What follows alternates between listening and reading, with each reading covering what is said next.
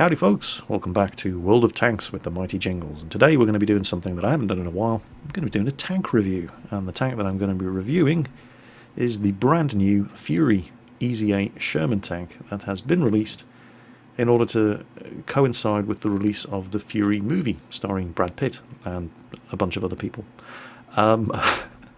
Here in the EU, it's been available in America for some time. Obviously America got the movie before we did. Now the movie's out in Europe, we can also get our hands on this tank, and it's a very nice little tank. It's if you check the description of the tank, it will tell you the M4A3 E8 Fury, so it's an Easy 8 Sergeant Ward Addy's tank from the movie Fury.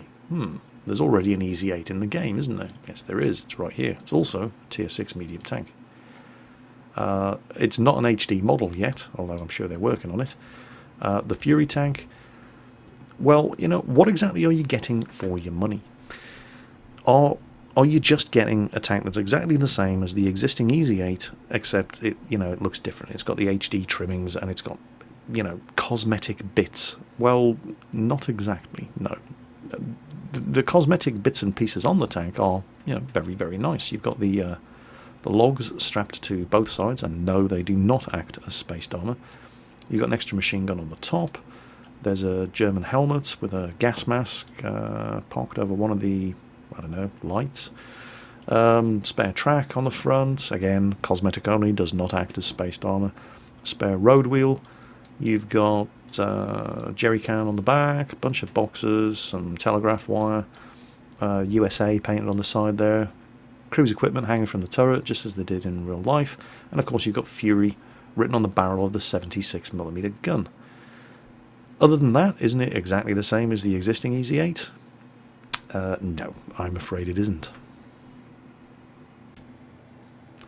Well, let's compare them. What I'm going to do now is I'm going to pull up the modules of the Fury, and then we're going to compare them directly to the same modules on the Easy 8. So there's the Fury's stuff, and here's the Easy 8. So the guns are exactly the same.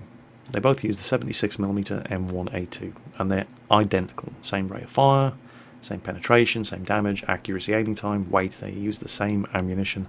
They are the same gun. So, okay, that's a good start. Moving on to the turret. The turret of the Easy 8, it weighs less, has the same view range, it turns 1 degree faster, it has better armour at the front, but slightly worse armour at the sides and rear. Okay, so there's a difference. Moving on to the engine. This is where you get your first real shock, because even though they both use Ford GAA engines, the one on the Easy 8 has 20 more horsepower and weighs substantially less, 569 kilos versus the 708 kilos weight engine on the Fury. So signs are pointing towards the Fury not being quite as mobile as the existing Easy 8. We look at the suspension, and oh, hang on a minute, it does actually have better suspension. I mean, the load limit is better, but it's irrelevant. The Easy 8 suspension has enough of a load limit to take whatever equipment you want to put on the Easy 8. As long as you can kit the tank out with whatever you want, it doesn't matter what the upper load of the load limit is. It's the lower end of the load limit that's important, and the Easy 8 suspension has enough. But the Fury suspension enables you to turn the tank 4 degrees per second faster than the existing Easy 8. They both weigh exactly the same. And we come to the radio, and the Easy 8 has a substantially better radio than the Fury. 615 versus 570 meters signal range. Put the numbers together, and also bear in mind that the Easy 8 has a 48 kilometer top speed, and the Fury has a 41.8 kilometer top speed. The Fury also has a 14.31 horsepower per ton power to weight ratio. The Easy 8, 16.96. The Easy 8 is a much more mobile machine, even though it doesn't turn quite as quickly. And they have the same gun. So basically what you're getting with the Fury is a Tier 6 medium tank that's a copy of an existing Tier 6 medium tank. It just isn't quite as good. And I have no problem with that. Do we really want to go back to the bad old days of the Type 59 when it was first introduced? When we suddenly had a a tier 8 medium tank that was better in almost every respect than every other tier 8 medium tank in the game, and it got premium matchmaking, so it would only ever get into tier 8 or 9 games and would never see tier 10s, the way existing tier 8 mediums did.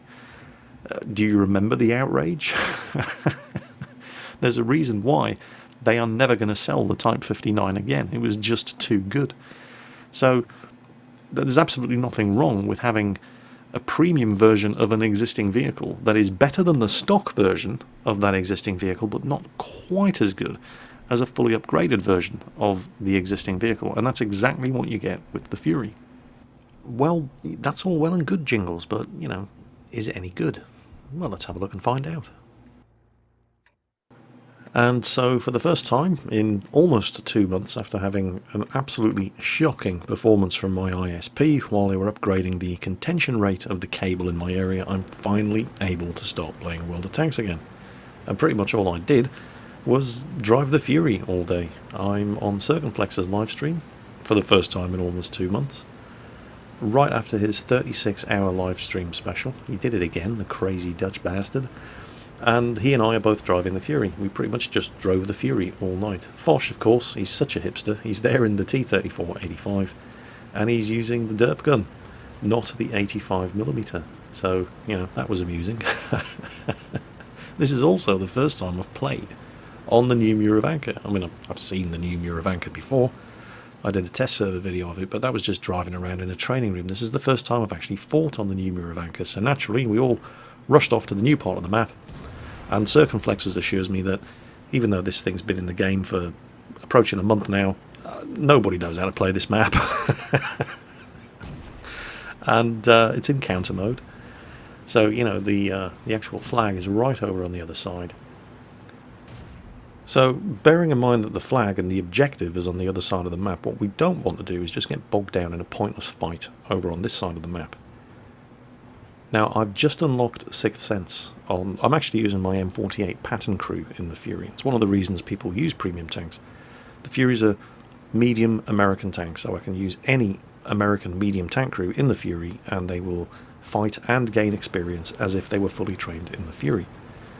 And this was the first game in which I'd finally managed to accrue enough crew experience to reach 100% in the first skill, so I'd just unlocked Sixth Sense on the Commander. Sixth Sense has not gone off. There is nobody on the enemy team on this side of the map, so we take advantage of that and push around, try to catch them in a pincer movement, or at least, you know, that's the theory. So any second now we should start seeing some enemy tanks, and there they are. We're actually winning at this stage of the battle. Oh no, they've pulled the scores back 2-2, and that's when we spot the enemy Fury. Now, he's in a dangerous position for us. With him being there and spotting us, and I'm starting to take fire, we can't cross this open ground. We're just getting hit by those tanks on the hill over there. So we really do need to take care of that guy in the Fury, especially since the enemy team are starting to cap. The only problem, of course, is that in order to take care of that guy in the enemy Fury, there's an awful lot of open ground that we have to cover. And that ridge up there is infested with things that like to shoot at us, although there's now one less of them. Now Circumflexes has moved up into the town, so I'm trying to find a spot where I can give them supporting fire, but there's all these buildings in the way. And as I move up, that Cheeto has spotted me, put a shot into him, Sixth Sense goes off, he puts another, and I'm just taking hit after hit after hit. I managed to do a bit of damage, but I've got to fall back. One thing that the Fury, like the EZ8, is not overly blessed with is a lot of armour. I've managed to break contact, move up, staying in cover, and that's when Circumflexes gets himself into a little bit of trouble.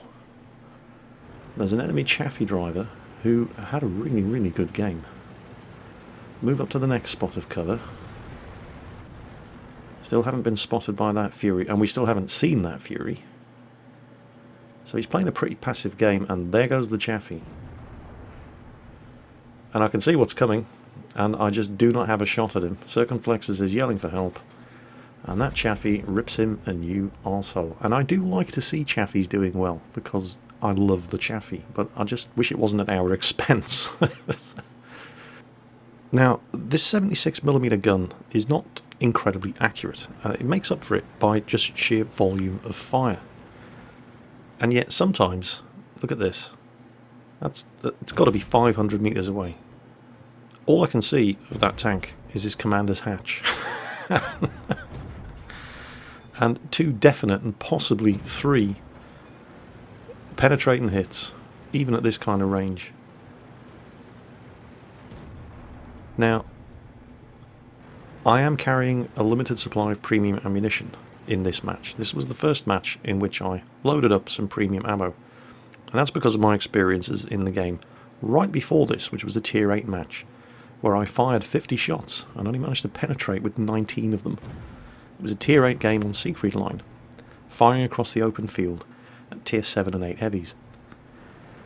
177mm of penetration with HVAP, which is the American version of APCR ammunition, on this 76mm gun. And I think 177mm of penetration of premium ammo on a Tier 6 medium is about right. I mean, it's certainly not overpowered. You're still not going to be beating Tier 8 heavies from the front with that kind of firepower. ARLs from the side, of course. Well, I mean, I haven't had to use any of the premium ammo yet. There's been absolutely no need for it. Not with the targets I've been shooting at. And even some of the tanks that I am likely to have bounced off, I've just hit the weak spots. I am going to need some of that premium ammunition very soon, however. And it's at this point where we've really got to get our fingers out and move forward, and I need to kill that Fury, but I'm on perilously low health. This guy has double the health that I have. He only has to hit me twice to kill me. Of course, he has to be paying attention. And he isn't. He had 600 health when I came over that ridge. I had 254, and now he's dead, and I still have 254 health. And that really seems to have rustled his jimmies good and proper. Look at him raging in chat. And I think that's hilarious. Well, we're just going to leave him to rage ineffectually for a bit. We're still trying to salvage this mess of a game. We've managed to reset the cap, unbelievably bouncing off the side of a TOG. Then we start bouncing off the front of an M6. The gun makes up for its low penetration by its volume of fire. But in situations where you can't negotiate open ground in order to get around the flanks of tanks, this is the exact sort of situation where you're going to want to be firing premium ammo at the front of M6s that you can't outflank. Now, I'm a one-shot kill, but most of those enemy tanks are on low enough health that we can still win this. Unfortunately, that Chaffee just drove all the way around the map in order to shoot me in my big fat American ass and put a stop to my dreams of glory. So, you know, well played, Chaffee, well played. And amusingly enough, the enemy Fury driver still hasn't realised that calling somebody who killed you a noob actually says more about you than it does about them. So, what have we actually learnt about the Fury so far? Well, I'm not really feeling the lack of mobility compared to the EZ8. It is a mobile tank, it's just not as mobile as the EZ8, and it turns faster than the EZ8, even if it's not as quick in a straight line, and it's a bit more sluggish over open ground. The gun performance is exactly the same as the EZ8. The penetration and the accuracy is not fantastic, but it's not bad. And it will make up for lack of alpha damage and lack of accuracy by just sheer volume of fire.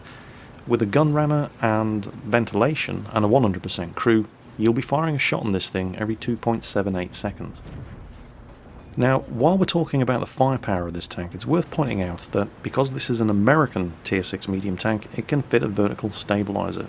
And none of the other nations can fit vertical stabilizers to their Tier 6 mediums. This is purely an American thing.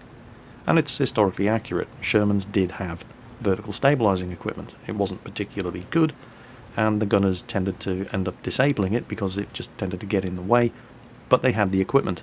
And so here in World of Tanks, the Americans are the only nation that can fit vertical stabilizers to their Tier 6 mediums. What that means in World of Tanks is that the American mediums tend to have a big advantage over all of the other nations when it comes to reliably and consistently hitting targets when they're dogfighting at full speed and manoeuvring at close range. Now, you're not going to see too much of that in this particular replay, but just bear that in mind when we come to watch the final replay of today's review. So, anyway, what's been going on in this game so far? Well, it's Malinovka, it's tier 6. The enemy A20 driver suicide scouted across the middle of the open field right at the beginning because, you know, that's just what A20 drivers do. Hey, one day he's going to be driving an IS-7 on your team, so, you know, good luck with that. We decided at the beginning of the game that all three of us were going to go and take the hill. And quick as a flash, everybody just, you know, went and did their own thing. Foch spotted an opportunity to get forward and get some spots off. And he's done it, but he's taken a lot of damage doing so. He's still in the T-34-85 with the derp gun.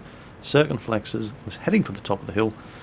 We got the impression that there weren't that many enemy tanks actually bothering to come up here, so instead Circumflexes is headed down along the ridge underneath the hill, and it turned out to be the right thing to do.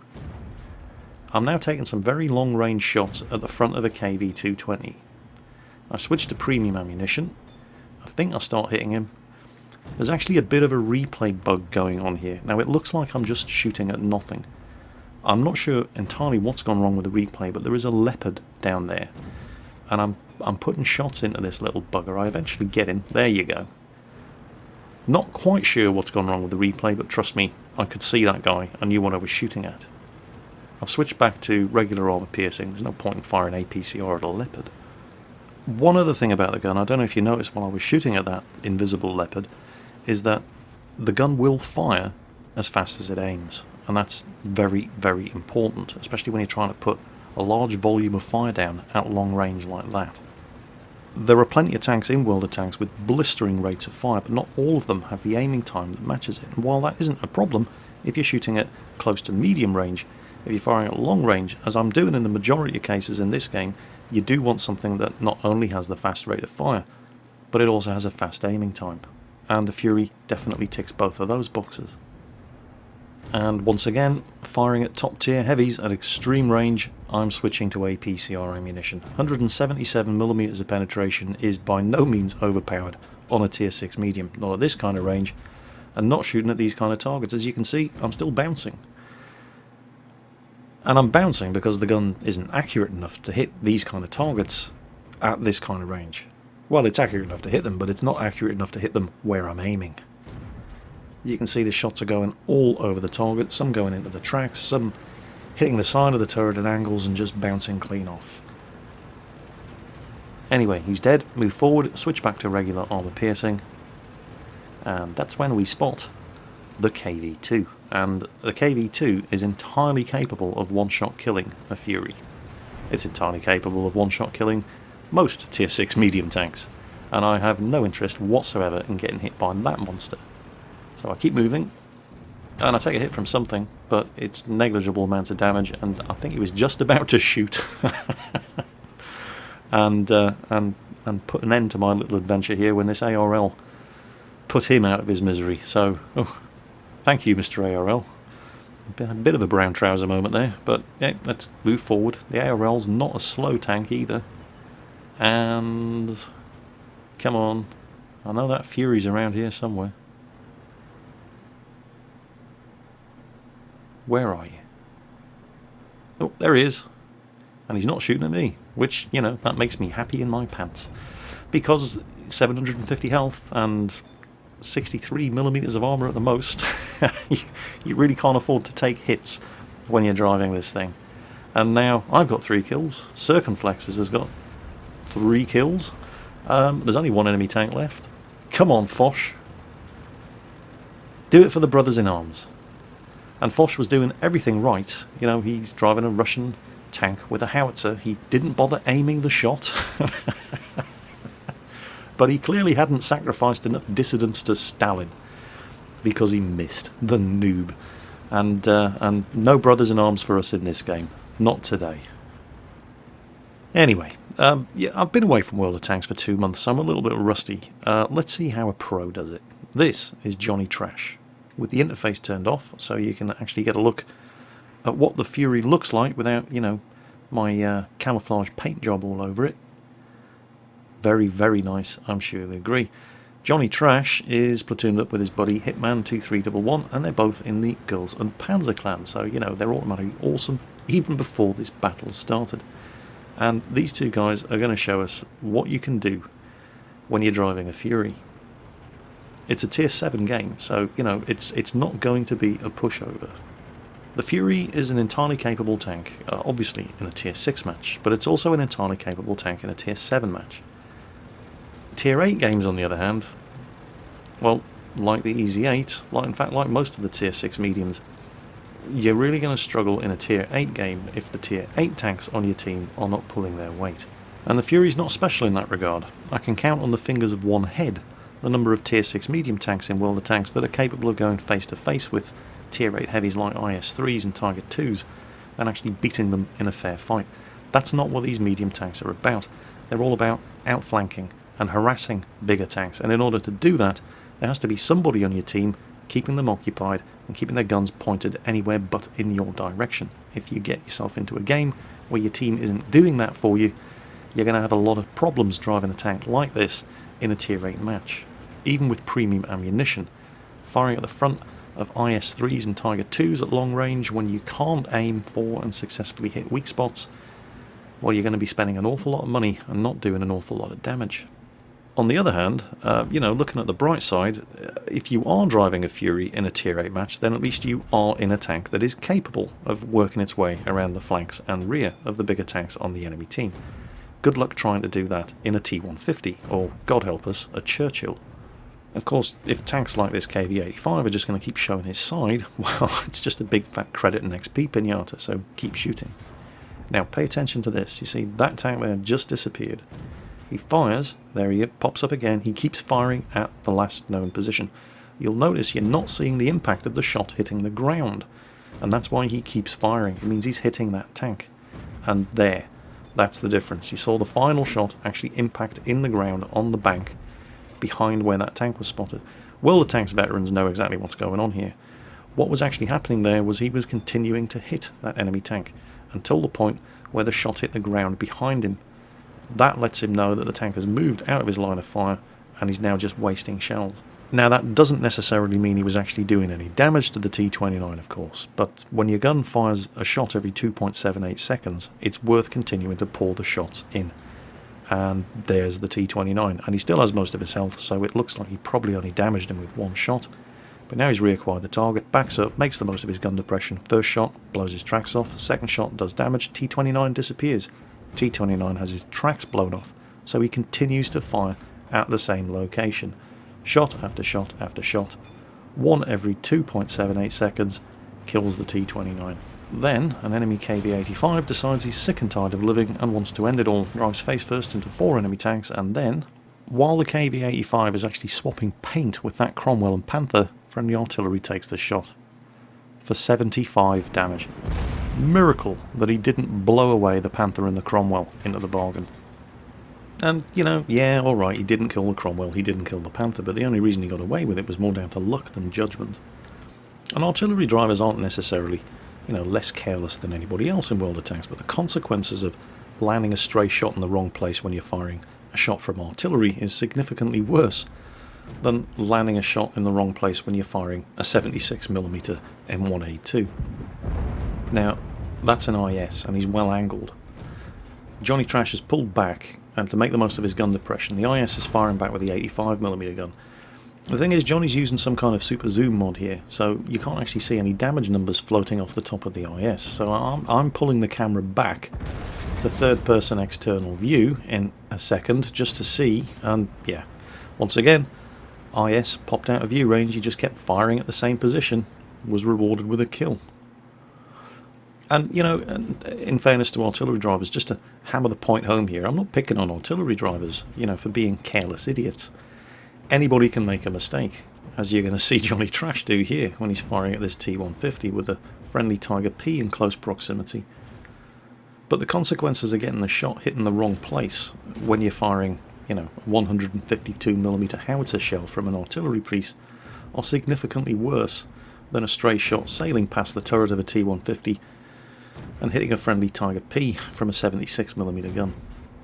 So, while they're busy finishing off the T-150, and there he goes, and they're just about to start lighting up this T-34-85 as well, there are things in World of Tanks, and it's not just World of Tanks, it's online gaming, that just amuse me greatly. We've already seen one of them in the previous replay. Guy in the enemy Fury, killed him without taking any damage, and he starts calling me a noob. Well, okay, but, you just got your arse handed to you by a noob, so, please continue advertising the fact. And then there's something else that you get in World of Tanks. The T-37 driver on this team started calling his team idiots. Why? I mean, they're winning, and you're the one who's dead. I don't know. I mean, maybe it makes me a bad person that I just glory in the impotent rage of prima donna idiots who think it's all about them. But I really don't care, because I think it's hilarious. And long may they continue doing it, because these videos would be pretty bloody boring if it wasn't for all the arseholes who infest online gaming like that. Well, anyway, amusing though that may all be, it's not getting this tank reviewed any faster, so back to the game. Right, they've pinned down this artillery, and the other artillery has just fired and missed at the ARL.